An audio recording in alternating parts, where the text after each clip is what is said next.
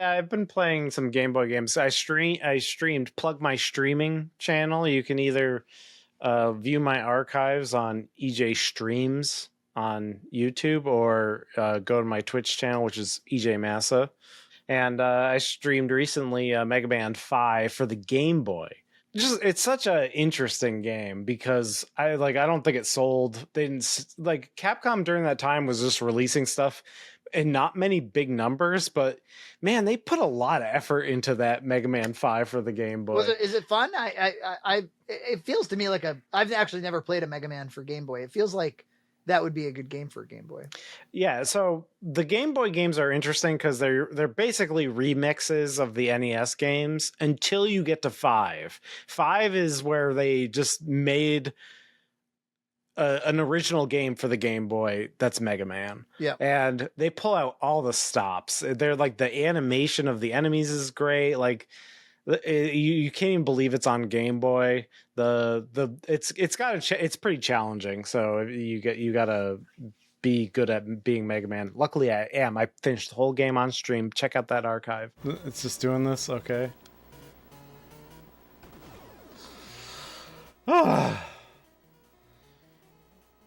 Well, I didn't think I could pull it off today, guys.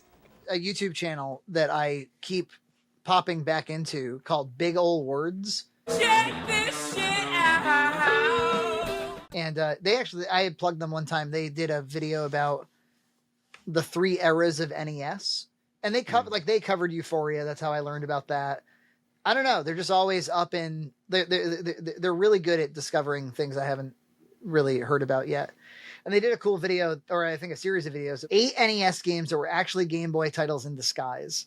Examples are Cliffhanger, Wayne's World, Paperboy 2, Indiana Jones and the Last Crusade. This is really a Game Boy game. Jungle Book, Bram Stoker's Dracula, and Disney's Aladdin and Lion King, apparently. Oh. For NES. And I did play it on my FX Pro, whatever, Pack Pro. Through Super Game Boy because it has custom borders for Mega Man 5 on the sides, cool. Which it's always fun. It does that automatically, eh? No, yeah. And that'll be part of my Game Boy extravaganza video that I make eventually. So is that why you did the stream, was to record for that? Yeah, record some game footage and you basically mostly talk to like Jason and Dream Prophet. And, it was a good time. The boys. My boys. I'll the thing I love about Jason is that he is open to a shitty time. He's doing that cool Phantasy Star series now. Yeah, I was about to say the Phantasy Star series is totally up my alley. So check out Jason Graves' channel. He's doing Phantasy Star month. It's awesome. Yeah. So. I definitely enjoy the videos. The game itself, I watched the video attentively, which is more than I could say for what I could accomplish with the game itself. I was looking at that game going like, this looks like the opposite of a good time to me. Oh yeah, I'm sure any of these RPGs are not for you. I felt like like the way my wife must feel when she sees me playing games. I felt like that. I'm like, what is it? Oh, it's so stupid. We went to Chuck E. Cheese a few weeks ago, and have you ever played the Luigi's Mansion shooter? No. Yeah. I didn't even know that existed. Yeah, you hold it can be 2 players, and you can hold a vacuum, and it's super cool because you can shine the light with the flashlight in the front, and then you suck with the trigger, and then you actually physically, waggle. It's pretty fun. And like I know that there's a Mario Kart arcade out there, but I didn't know they were still making Nintendo arcades. All I know is I thought the arcade was dead, and then I had a child and we got kind of into arcades. I thought Chuck E. Cheese was dead. Turns out we go to Chuck E. Cheese all the fucking time. And yes, the ball pit's gone, and yes, the slide is gone, so there's no playground element to it, but there's totally a big arcade there, and it's all the same machines that you see at I don't know if anybody has this in their areas. The chain of arcades that I keep seeing is Ryan's Amusements. Have you seen this? No. And they've got that zombie game where you shoot real water at the zombies and they ice up. Or there's one where you press a big lever and this dude like goes like shooting out of a cannon, and you try to like get him to fall onto the highest point building. And most recently, New Bedford. This is a place I got to take you. Actually, next time you and I go on a date, oh baby, I'm taking you to Play in New Bedford. Hmm. They opened it during COVID. God bless them. Can you imagine? Yeah, like a barcade opening during, in a untested. This is a good idea. Good investment. Yeah, I think it was underway before COVID, and then COVID happened. How horrible. But they survived. That's great. And when I went there, it was like 4 rooms of classic arcades. They have an original TMNT cab, which is more than I can say for a Fun Spot, by the way. They don't have TMNT. They had a versus Mario Brothers. Oh, sweet. On Marketplace, there was a Play Choice 10 cabinet, and I was like, oh man, maybe I should buy that. And then it was sold out like immediately. But but where would I even put it? And like these are the arcade 1-ups, I know they're like mostly shitty, but but they're the right size, Like who wants to, like, I'm not gonna bring a giant cabinet down these stairs. Well, that's the thing. Because it would be permanently down here, and I'd probably injure myself and whoever I like suckered into bringing it down the stairs. One of us would be injured permanently. They have House of the Dead 2. Oh yeah. They have Hydro Thunder, like the cockpit for Hydro Thunder. So the Sega arcade games, the ones you can get on Dreamcast. That's actually, going there is what inspired me to get a Dreamcast light gun. Oh yeah. The Dreamcast light gun, that is the way to go. It was like $70, but I don't care. There are other less violent ones because I'd like to play it with Gloria more, but blowing zombies' heads off is a little. Yeah. It's got kind of a weak stomach for that. So yeah, we should go there sometime. It was super, and it's all tokens too. You buy, it takes 1s, 5s, and 20s. So you can buy that many tokens, and the tokens are really cheap. Oh, and then they have, I guess this is fairly common for a barcade, but they have like dinner tables, and they have a lot of themed food. Like they had cheesy poofs, South Park's cheesy poofs, nice, and they have stuff like that. But at the tables are the mini consoles. So they got a PlayStation Mini, they've got an SNES Mini, and they've got an LCD monitor there, so you can all play. Oh, wow. Yeah, I was like, can I live here? Yeah, exactly. And then I realized I do live here. I do live here. This is my house. We can make cheesy poofs anytime we want. You want some cheesy poofs too? Yeah, I want cheesy poofs. She then got like a little more interested in Luigi's Mansion 3. I never played the original. I mean, maybe I played with it for a minute, but I've never played the original. I certainly never played the second one on 3DS. And this third one looked kind of fun, especially for our family, because we go to hotels like fairly frequently. Mario and Princess and Luigi show up to a hotel and they go to sleep and they wake up and things are spooky. And I was like, that's really clever. So we started playing it as a family. Like even Nina kind of got in on, like she wanted to watch it. It's awesome. I love Luigi's Mansion 3. I was like, this is like the game of the year for me. When did it come out? 2021? I don't even know. I don't remember. 2019. 4 years ago. Oh, wow.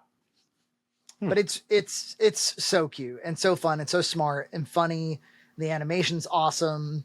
I played the second one, Dark Moon, on the 3DS, and I remember really liking it at the time and thinking as all those things as well. So I just never checked out the third one. I remember when it came out for GameCube, and there were like a lot of controversial decisions being made around that time in the Nintendo world. Obviously, Wind Waker's art style. The reason people were so pissed about that was because, do you remember, did you have a real media file downloaded to your computer that was a GameCube tech demo? Yeah, and they had like Ganondorf fighting Link, and it was like, oh, this is mature, it's cool, it's like fully rendered 3D. But then they it came out with anime tiny chibi Link or whatever, and you're like, okay. Yeah, I guess forgetting that. I mean, it was a great game. The style definitely aged well, but you were disappointed at the time. Super Mario Sunshine was released late, and it was weird. Water Gun was controversial. I remember Mario 128 was part of the tech demo. They just wanted to show you how many Marios they could put on the screen. Yeah, and they kind of that seemed like it turned into Mario Galaxy later, but and then I wonder if we can paint a picture for our younger viewers that back then an E3 would come around. So we're talking about the year 2000, I guess.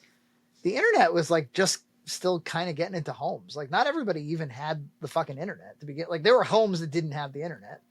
Yeah. If you can imagine it. And there was no YouTube to like go like visit and view videos at. There were websites and they would have like a little download link maybe to a video and you'd find that. And it was very scattered. There's nothing standard about this internet that we were on. And you would store those videos on your very small hard drive. So your very, very small 4 gigabyte hard drive would be loaded up with very small, horrible quality, the X-Men trailer. And, I downloaded Rogue Leader, the trailer for Rogue Leader. Oh, yeah. It was a little real media postage stamp. Yeah. And I was like, oh, it looks exactly like Star Wars. Whoa. And would you expand the window to like get like, you're like, look, now it's high res. It's high res and it's just compression. Yeah, really. Or I remember there would be, the compression was so bad that there would be parts where if the subjects moved a little too fast, the whole fucking thing would just like, you get like 3 frames out of it. So you had like The Way by Fastball downloaded. You had like, for some reason, always that song. That's what it was. So for years I had like a little I still kind of have some of those files, like a little downloads folder of little treasures from the internet that we would collect. Just one last video game to talk about. We're looking through the game store one day, looking at the great deals, and I come across for $5 Bee Simulator. The name made me laugh. I was like, "Hey Gloria, do you want to play Bee Simulator?" And she was like, "What?" And I was like, "Do you want to just fly around like a bee?" And she was like, "Yes, I do." And so we downloaded it. And you launch it and they're like Unreal Engine. And so it's very clear. It was just like made in Unity or something. Somebody farted this out. Yeah. I mean, it actually looks pretty awesome, but it also looks farted out at the same time somehow. It's like how every week you see somebody like, I recreated Mario 64 in the Unreal Engine, and it looks like ass. Like Mario's like running weird. Like it somehow both looks photorealistic and looks fucking terrible. Like, yeah. It looks like maybe AI generated it, but you start off the game and it's like, did you know that the bee population is under threat? And you're like, oh, it's an activist game.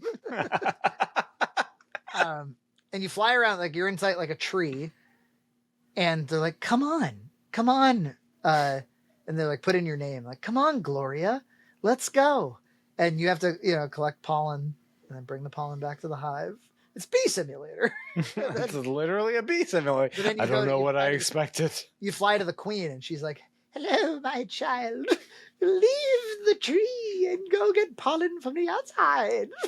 Bring it back to the tree. Is this better or worse than Luigi's Mansion? Not quite as good. But we fly out of the tree because you start in the tree and now you're like in the real world. You're in like a park or something. And I was like, Gloria's. Do you get to sting anybody? That's what I thought. So I saw like humans, and I immediately was like, somebody sting somebody. Yeah, you gotta teach them a lesson. And you do learn things about bees along the way. They're like, did you know that like one bee in its lifetime will only produce like a quarter of a teaspoon of honey? So like in order to like fill a jar of honey, you need like a shitload of bees. Oh, jeez. Yeah, you're learning all kinds of stuff. And so she was making me play it for a while to entertain her, basically. And I had other things to do. Like, for instance, I had to go to the bathroom. I was like, here, you take this. So I hand the controller off to her. And immediately, for some reason, the moment I hand it to her, this wasp decides that it wants to fuck with her. You nosy little bee! You will pay for disturbing my meal! And she's like, Dad, please come back. Please. And it was, like you end up in you're mid piss and you're like, he's spraying all over the place. It hurts if I just stop. Oh no, the wasp. Aim it at the wasp. So I go back and once I was done, of course, I come back and I'm like, oh, do we have attacks in this game? We're going to fight a wasp? Do we have like, what do we... No, it's one of those goddamn games. It's like, watch the progress bar and then press A, B, like along the progress bar. You know, like a total cheap out way to have an attack. And then like if you successfully press the buttons at the right time, then like, oh, you got an attack in.